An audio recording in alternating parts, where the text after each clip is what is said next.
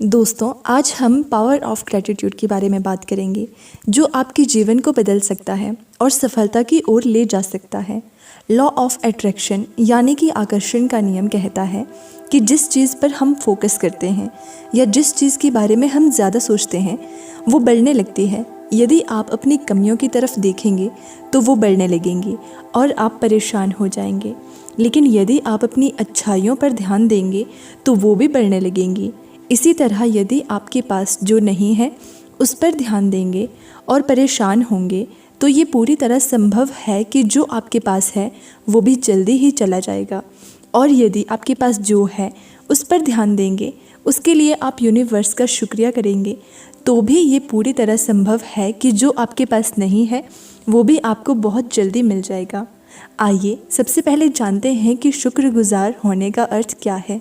Gratitude एक ऐसा ध्यान है, एक ऐसी मुद्रा है जिसके द्वारा हम यूनिवर्स को उन चीज़ों का शुक्रिया करते हैं, उन चीज़ों के लिए धन्यवाद देते हैं जो उसने हमें प्रदान की है। इसके द्वारा हम उन छोटी से छोटी और बड़ी से बड़ी चीज़ों के बारे में सोचते हैं जो हमारे पास मौजूद हैं और वो हमारे जीवन में खुशी का एहसास लाती है। इन चीज़ों के बारे में सकारात्मक रूप से सोचते हुए हम उस शक्ति के प्रति कृतज्ञ होते हैं जिसने हमें ये सभी चीज़ें दी हैं, और इसी शुक्रिया अदा करने की तकनीक को लॉ ऑफ ग्रैटिट्यूड कहा जाता है। आइए इसे और अच्छे तरीके से समझते हैं।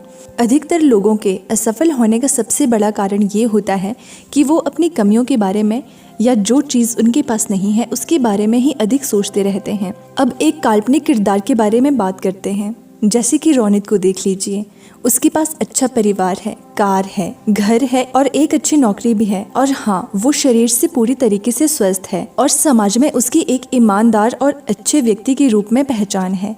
लेकिन उसके जीवन में एक कमी है कि वो नौकरी की वजह से कहीं अपने परिवार के साथ विदेश घूमने नहीं जा पाता। रोनित हमेशा यही सोचता रहता है कि ऐसी ज़िंदगी से क्या फ़ायदा जिसमें परिवार के साथ दुनिया देखने का ही समय ना मिले। इसका परिणाम क्या हुआ? जैसा कि हम सभी जानते हैं कि हम जिस चीज़ पर फोकस करते हैं वो चीज़ बढ़ने लगती है। रोनित के साथ भी यही हुआ। उसके साथ सब कुछ अच्छा था, लेकिन उसने अपनी उस चीज़ पर फोकस किया जो उसके पास नहीं थी।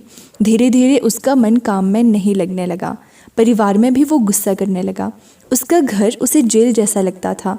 एक दिन अपनी कमी के बारे में सोचते हुए वो कार से कहीं जा रहा था कि अचानक उसका ध्यान भटका और उसका एक्सीडेंट हो गया। अब वो अपना एक पैर गंवा चुका था। उसके पास क्या नहीं है, ये विचार सोचते सोचते उसने इतना बड़ा बना लिया कि वो उन चीज़ों को भी खो बैठा जो उसके पास थी। इसलिए सही कहा गया है कि जैसा आप सोचते हो वैसा ही आप बन जाते हो। यदि रोनित उन चीज़ों पर फोकस करता जो उसके पास थी और यूनिवर्स को हर रोज़ उन चीज़ों के लिए धन्यवाद देता, तो वो चीज़ें और उसका आनंद उसे इतनी ऊर्जा से भर देता कि वो उस चीज़ को प्राप्त करने के लिए कोई ना कोई रास्ता ज़रूर निकाल लेता जो चीज़ उसके पास नहीं थी। ऐसा इसीलिए होता है क्योंकि जिन चीज़ों या विचार के बारे में हम अधिक सोचते हैं वो चीज़ें बढ़ने लगती है, और यही कारण है कि हम सभी को ग्रैटिट्यूड को अपने जीवन में अपनाना चाहिए। आपको हर उस चीज़ के लिए यूनिवर्स को आभार प्रकट करना चाहिए जो आपके पास है।